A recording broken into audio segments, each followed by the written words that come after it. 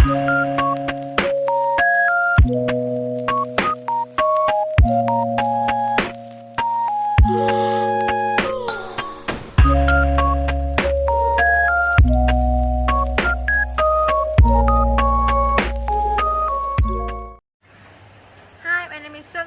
back to the project 2 of group number 5. So in this video, we're going to cover the two chapters, chapter number 9 and chapter number 10. So before getting started, let's take a look at chapter 9. So in these chapters, there will be 4 objectives and I will take the responsibility for the first 2 objectives. So let's get started. So let's move to the first part. What's your problem? So remember that every consumer decision is a response to a problem. So in today's information-rich environment, ironically, for many of us, one of the biggest problems is not having too few choices, but rather too many, which leads to consumer habit choice. So consumer habit choice forces us to make repeated decisions that may run psychological energy while decreasing our abilities to make smart choices. The types of decision making depends on situation and importance of the problem we're dealing with. As you can see in the figure, it summarizes the 3 buckets of consumer decision making. The first bucket is cognitive bucket, where decisions are made based on the process of acquiring knowledge. The next one, habitual bucket, where decisions are made in an automatic and unconscious way as a consumer habit. And finally, affective bucket, where the decision making process is controlled by emotion, mood, feeling, and attitudes. So let's continue with the second part, self-regulation.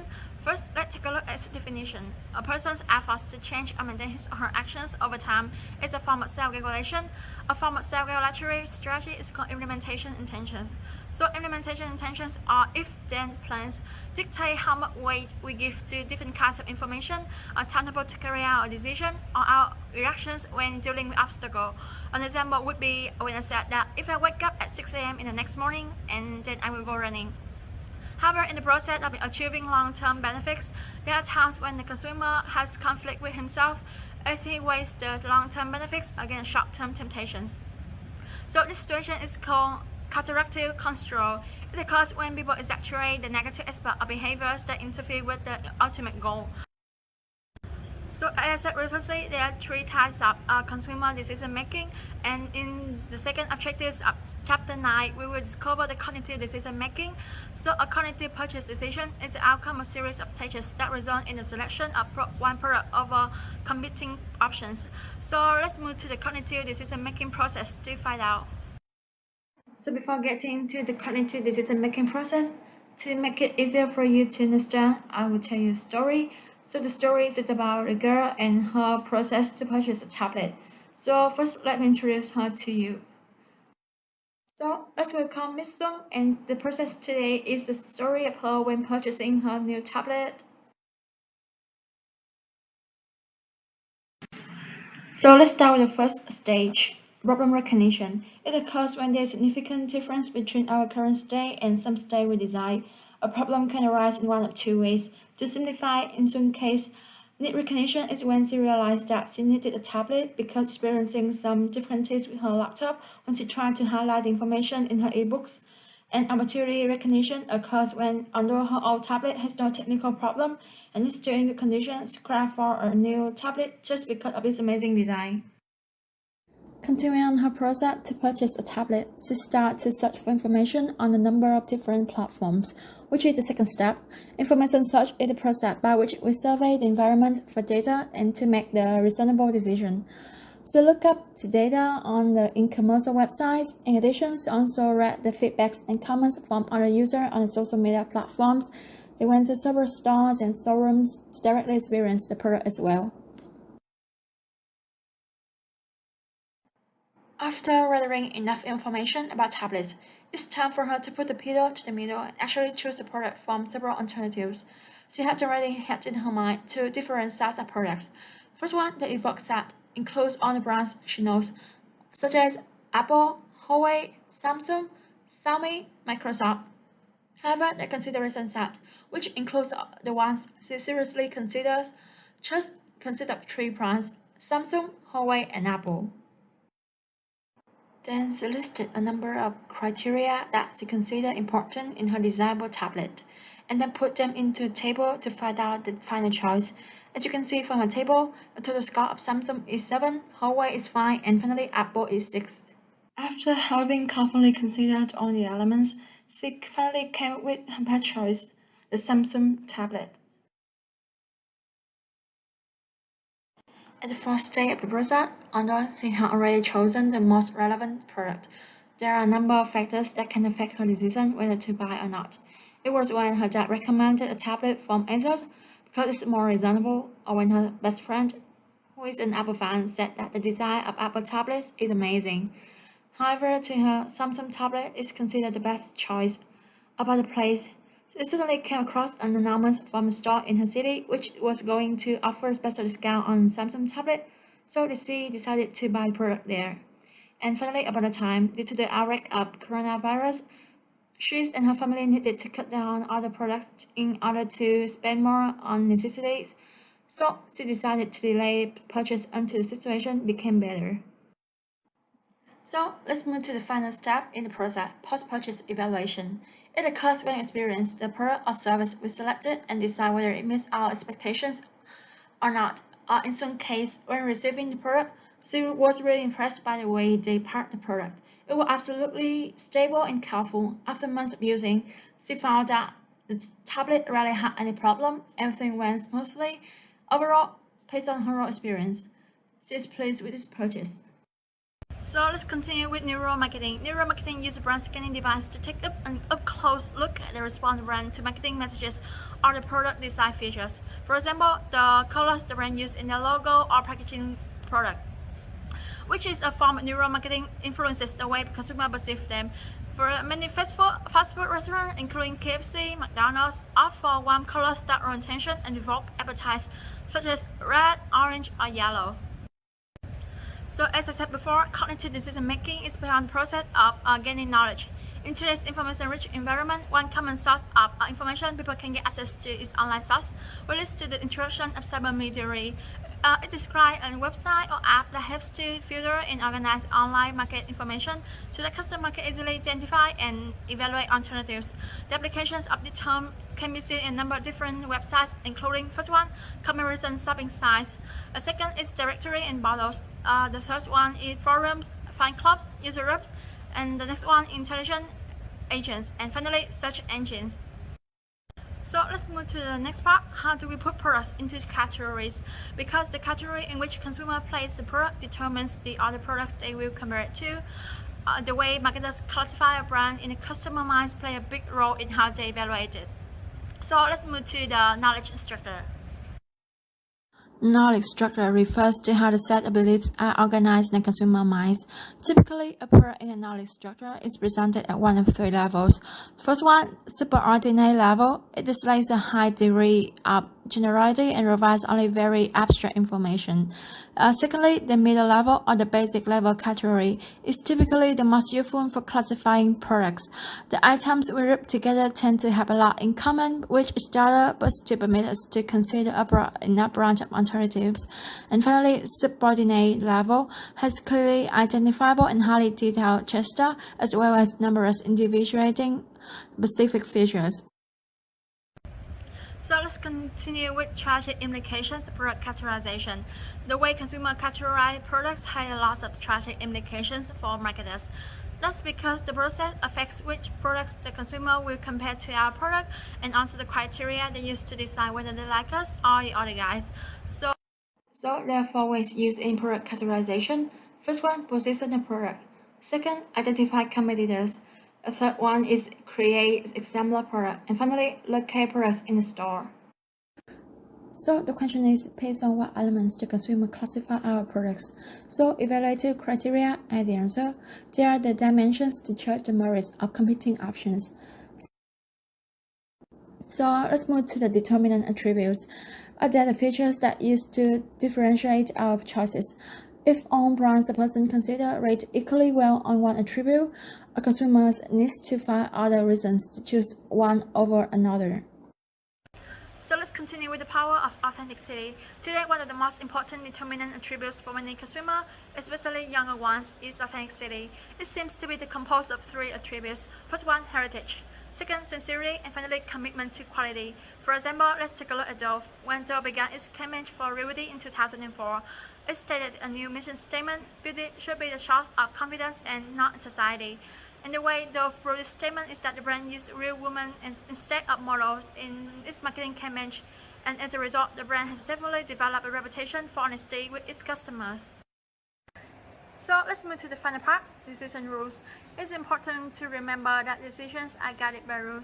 Generally, there are two categories of rules which guide the decision-making process in different situations. When making decisions under the condition of high cognitive involvement, consumers use the compensatory rule. There are two basic types of this rule: the simple attitude rule and the weighted attitude rule. In the second situation, when we make decisions based on the habit or emotion, we typically use a non-compensatory rule. This may include, first one, the lexicographic rule, the second, the elimination by aspect rule, and finally, the conjunctive rule. So this is the end of my part. Let's move to the next part with my teammates. Hello, my name is Wu, and now we're going to move to the third part about habitual decision making. So habitual decision making refers to the choices we make with little or no conscious effort. So when a customer buys something over and over again, what does that mean? The first case is inertia, which means that it involves less effort to throw a familiar package into the cart. The second one is brand loyalty, which is totally different. The difference is this involves a conscious decision to continue buying the same brand. The latter is harder to achieve, but also more valuable because it represents a true commitment. So first, let's talk about heuristic mental shortcuts. We often take the easy way out when we make decisions. This good enough perspective on decision making is called bounded rationality. Also, we often fall back on other shortcuts to simplify our choices. So we refer to these as heuristics. Here are some of the most prevalent heuristics. So here are 4 of them, as you can see on the screen. Let's jump right into the first one. So the first one is covariation. So when we only have incomplete info about a product, we often judge that based on our beliefs about covariation, which means our association among events that may or may not actually influence one another.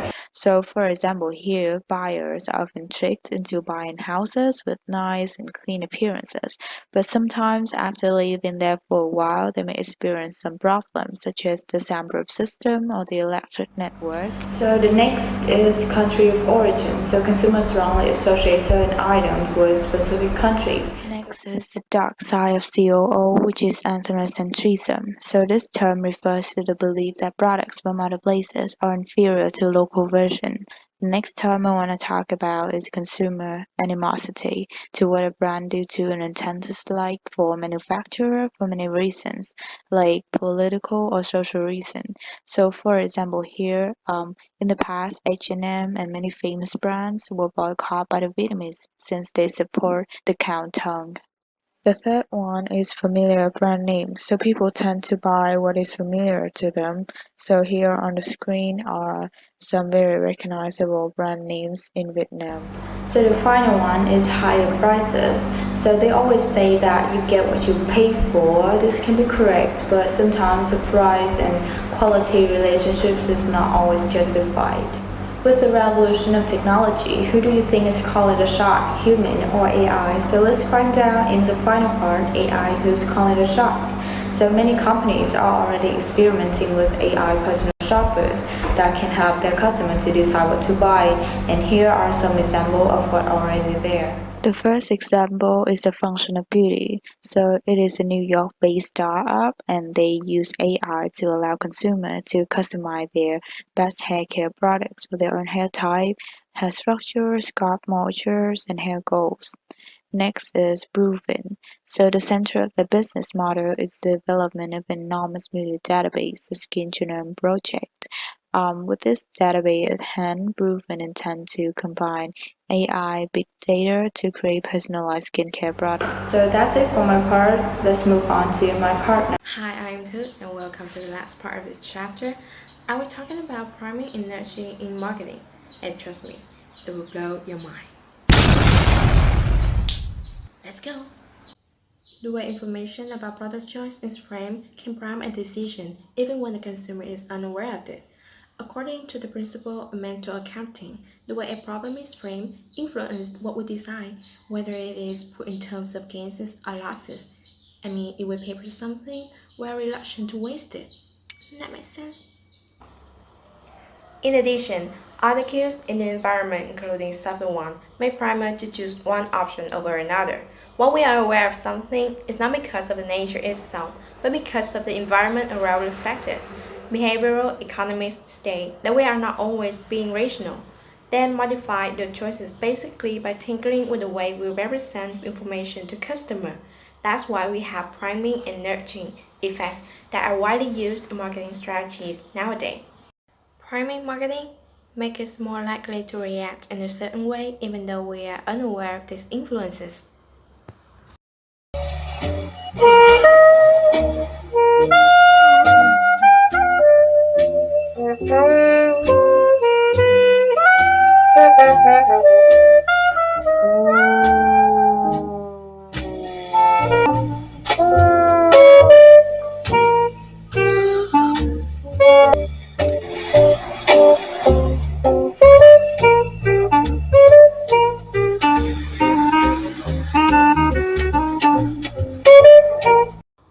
Nudging marketing, a subtle method used by marketers to influence customer behavior without the consumer actively being aware of it.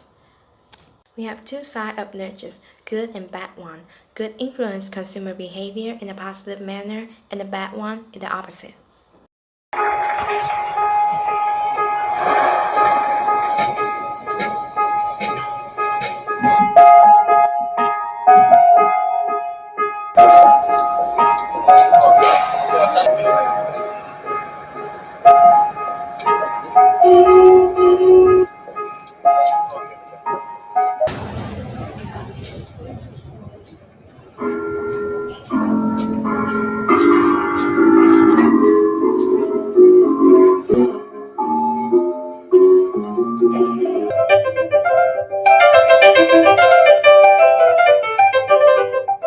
There's a lot of example for the bad nudges, especially in the FMCG industry. Like McDonald's staff are trained to offer only medium or large option to the customer, although customer ask for a smaller alternative, they still reject it. Whatever you do, just make sure that you are guiding consumer and giving them the freedom to choose. And we try to capitalize the power of these two tactics to encourage behavior of customer would rather not do. This is chapter 10, buying, using, and disposing. We'll have a closer look on these sections as you can see. Let's start with the situational effects on consumer behavior. Figures 10.1 illustrates the contextual factors affect our choice, such as our mood, whether we feel time pressure to make the purchase, and the particular reason we need the product. In some situations, such as when we buy a car or a house, a salesperson or a realtor plays a vital role in our final selections. Also, people often use web to arm themselves with product and price information before they even enter a dealership or a store. This puts more pressure on the retailers to deliver the value their customer expect. A consumption situations include a buyer, a seller, and a product or service, but also other many factors such as the reason we want to purchase and how the physical environment makes us feel. Common sense tells us that we tailor our purchases to specific occasions and that the way we feel at a specific point in time affects what we want to do or buy. For example, Tet holiday is coming and everyone's busy decorating their house, going shopping for new clothes, and making up for the new appearances. We usually get the traditional dress such as alzai or apricot blossoms and peach blossoms to brighten up the Lunar New Year's Eve. In addition to the functional relationships between products and usage situations, another reason to take environmental circumstances seriously is that a person's situational self-image, the role he or she plays at any one time, helps to determine what he or she wants to buy or consume. And let's move on to the next part. Hello, my name is Phương Anh and I will be the one who talk about objective shopping experience. Nowadays, we have many ways to purchase things. Different in the shopping process can bring different experience and thus different value to customers. It's time for marketers to step out of their little box and actually understand their product from the buyer perspective.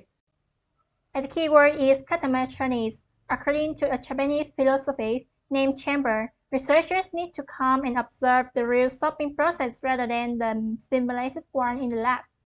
The reason for shopping may be utilitarian or hedonic. Many people think that shopping areas are places to hang out with friends and families, or to go shopping as they like being fallen over by salespeople. I will list out the motive aside.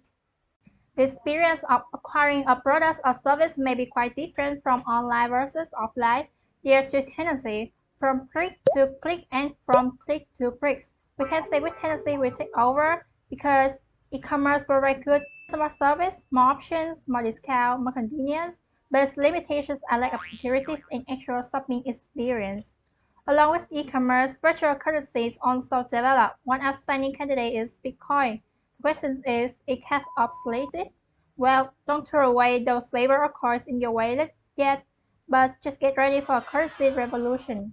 Retail environment can attract and keep customers in the store. Therefore, paces card retail taming techniques, landscape teams, market state teams, cyber state teams, and masquerade teams. An overall store image can make customer come in and stay. There are some important factors that inspect the store image: location, merchandise, suitability, and the knowledge of the sales staff. Store image isn't just about advertising or trying to tell people how good your customer service is, but you need to have peace in the place that you give your customer that kind of feelings. Set a good atmosphere and your sales can increase. Consumers typically decide before on the amount of money they plan to spend. If the bill is lower than expected, they might forget something, and if the bill is higher, they might buy something that they don't intend to buy. Customers may suddenly decide to buy things that are not on their shopping list because 1. They are unfamiliar with the store layout, or perhaps he or she is under some time pressures. Or if a person sees an item on the store shelf, it might be a reminder that he or she needs it. 2. They engage in impulse buying when he or she experiences a sudden unresistible urge. Next, I will talk about the salespeople. Not every store has salespeople, and they may be expensive, but they play an important role in the buying and selling process. A salesperson offers a lot of values because his or her expert advice makes the software choice easier, and you can often see salespeople when you buy something expensive like car, home, or electronic stuff. And that's the end of my part. And let's move into next back with my teammate. Hi, I'm Thuy, and I'm gonna talk about objective number 3 and number 4. And let's start with objective number 3. So the objective number 3 is the growth of a sharing economy changes how many consumers think about buying rather than renting products. And that's to the ownerships and sharing economies. Well, sharing economy, sometimes called a collaborative consumption, in the business model, people arrange what they need rather than buying it. And collaborative consumption communities typically offer a website that allow individuals to list the service and a rating system that allow buyer and seller to rate their experience. The sharing economy could be opportunities for Vietnam administrative reform towards its government how to effectively participate in the digital economies and Industry 4.0. And however, the sharing economy could also have potential challenges, making new relationships arise and causing benefit conflicts with a traditional business model. What is fueling this revolution is primarily due to the technology that's dramatically lowered transactions costs, so that it's much easier to share, settlement, and track them across layers, number of people, online payment system, make it easy to exchange the money. Social network create communities and build trust among strangers who can access each other's history. Also point to the change of attitudes toward ownerships, especially among younger consumer. Many people believe overconsumption is putting our planet at risk and have said that it could happily live without most of items that they own. In addition, many people appreciate the intimacies of exchanging items with real people rather than getting them from big company. Many seem more than willing to do things with the total strangers out of mothers used to warn us against.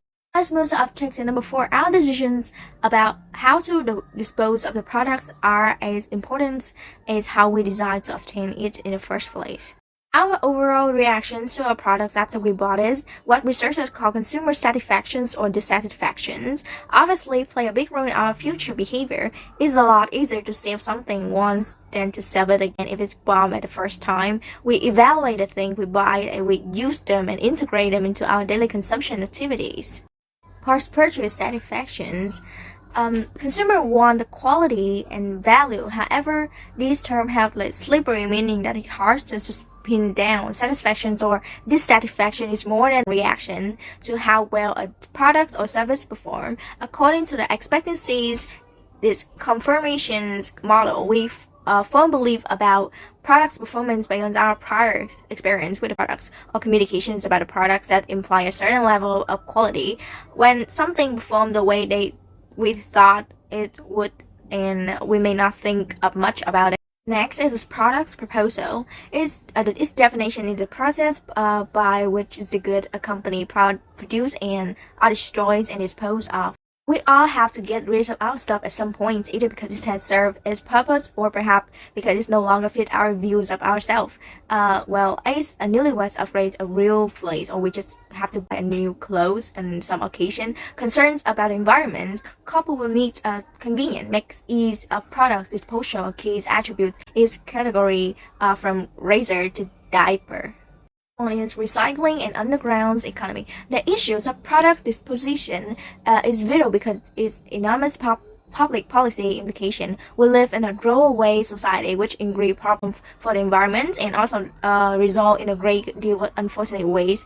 During lateral cycling, one consumer exchanges something they own for something the other person owned, and reuse other person think is especially important since our throwaway society because, as one researcher put it, there is no longer a way to throw things to. Although traditional marketers don't pay much attention to use product seller factors such as concern about environment's demand for quality and cause infection consistency and make their secondary get more important. This is the end of our lesson, so thank you so much for your listening.